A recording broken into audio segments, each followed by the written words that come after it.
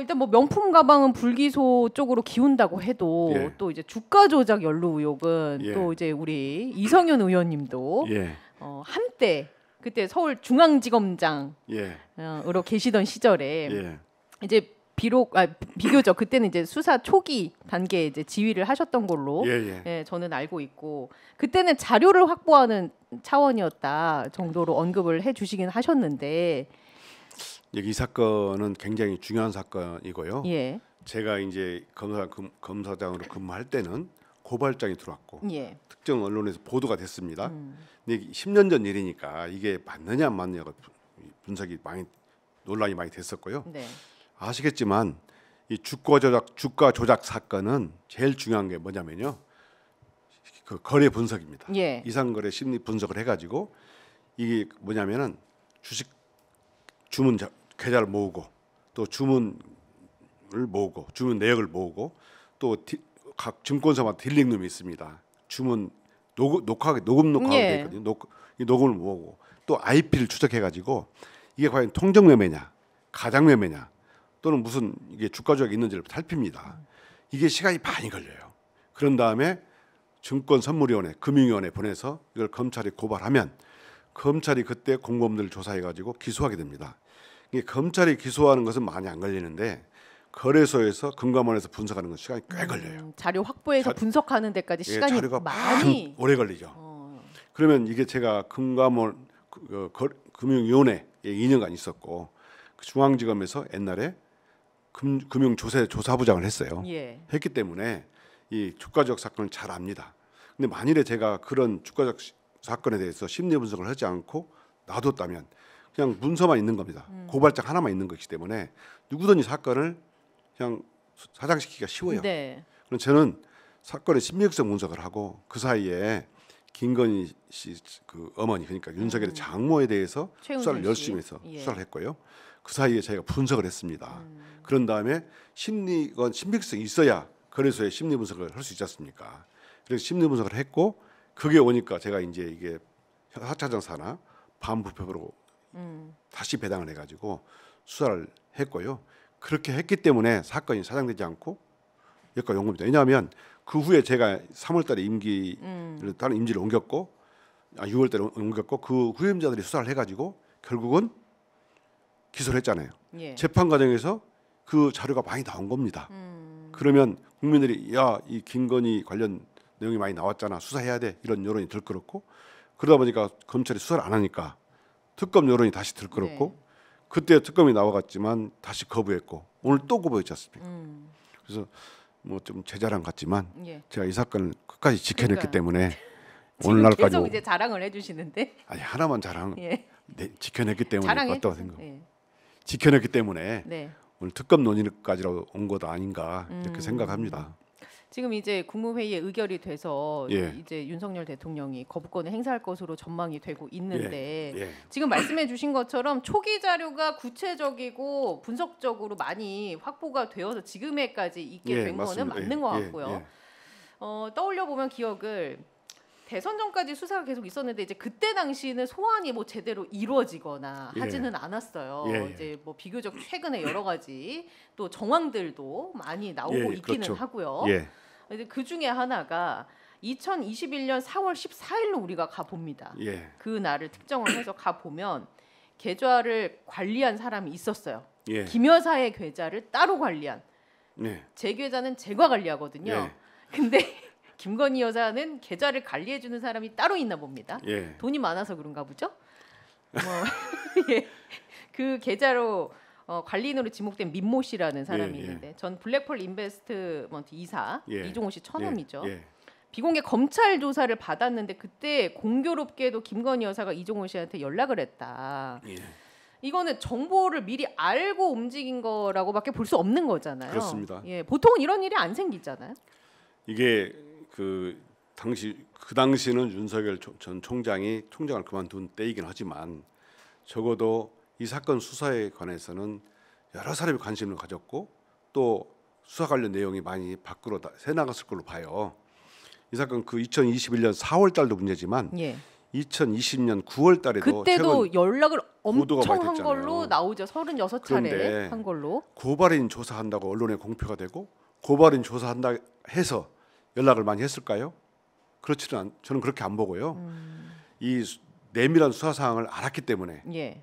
이런 서로 연락을 많이 한 거 아닌가. 왜냐하면 제가 처음 거래소에 심리 분석 받은 게 11월쯤이거든요. 네. 그럼 그 몇 달 전에 저희가 심리를 했을 거 아닙니까? 그래서 그 내용을 알고 서로 연락한 거 아닌가 이렇게 생각을 합니다. 그렇게 지금 정황들이 그러면 말씀해 주신 것처럼 연락했던 정황들이 예. 요새 이제 흘러나오고 있는 거잖아요. 그렇죠. 이거는 검찰에서 흘러나온다고 봐야 됩니까? 그렇죠. 검사들 사이에서 그런 자료를 아는 사람 많지 않거든요. 내부 자료일 것이다. 예, 그런 언론을 통해 조금씩 흘린다. 흘러나오는 걸 보고요. 이 사건의 처분에 대해서 어떻게 될까 걱정하는 검사들도 많이 있습니다. 제가 보기에, 제가 듣기로도. 그러면 이 사건 그러면 그 듣는 얘기를 좀 해주세요. 이 사건은 기소해야 한다는 검사들이 많습니다. 실질적으로 예, 저는 구속 기소해야 한다고 생각하는 사람입니다. 일선에 있는 검사들의 생각은? 일선에 있는 검사들은요. 제가 작년에 얘기를 들어보면 제가 현직에 있을 때는 예. 김건희 씨 한 분을 우리 검찰이 소환 조사 못한다는 것이 말이 되냐.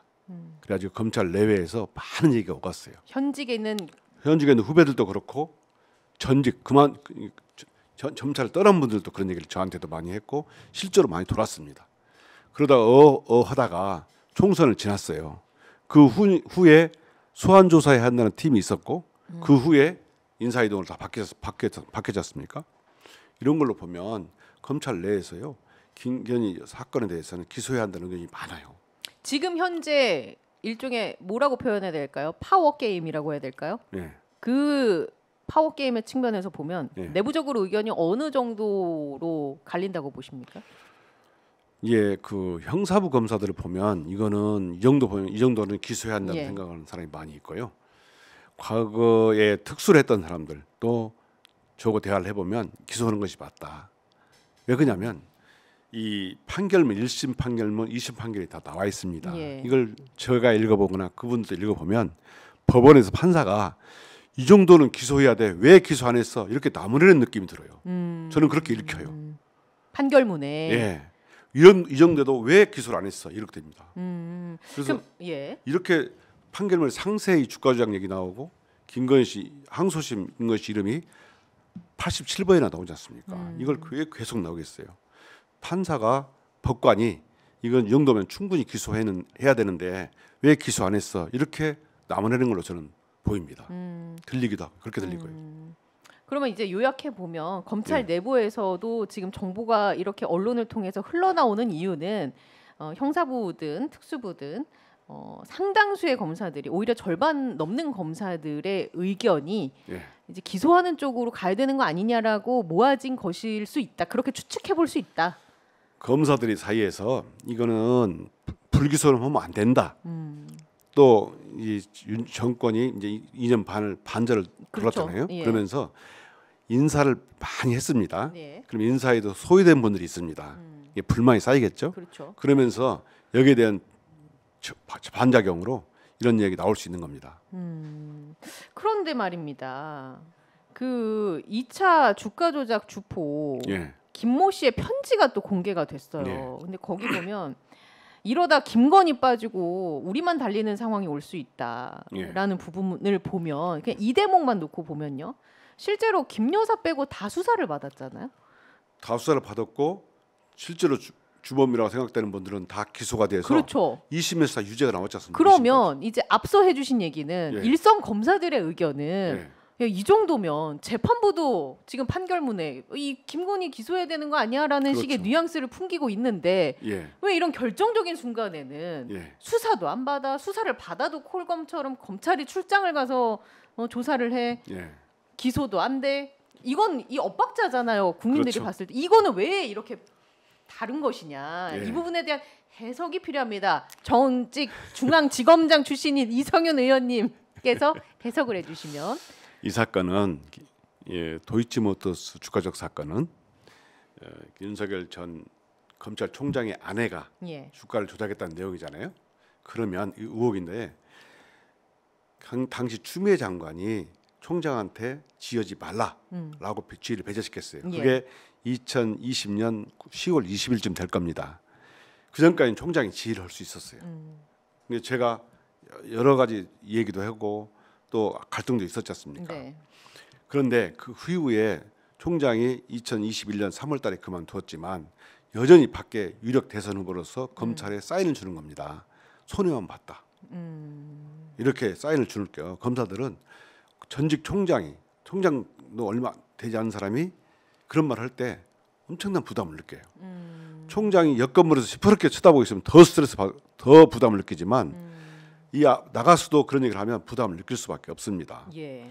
그런데 그 후에 제가 지난번에 말씀드렸지만 인사가 여러 번 있었잖아요. 이 인사 과정에서 사람들이 바뀐 겁니다. 검찰 내부에서 요청이 있었고 또 전직들이 이걸 요구했었고. 왜냐하면 검찰이 과거에 독립성, 중립성 얘기를 했는데 지금 검찰이 정치적 중립성, 독립성 얘기하는 검사는 별로 없습니다. 왜냐하면 전 총장이 검사의 직접적 인사권이 있는 대통령이 됐어요. 예. 징계권도 대통령이 있습니다. 본인들은 기재 등등 하겠죠. 그러면 검사들이 판이 갈린 거예요. 그러면 총장은 이 사건에 지휘를 못합니다. 예. 어떻게 보면 그 후에 윤석열 총장이 바뀌었으면 그 후임 총장의 아내가 주가조작한 것은 아니잖아요. 의혹을 받는 것은 아니잖아요.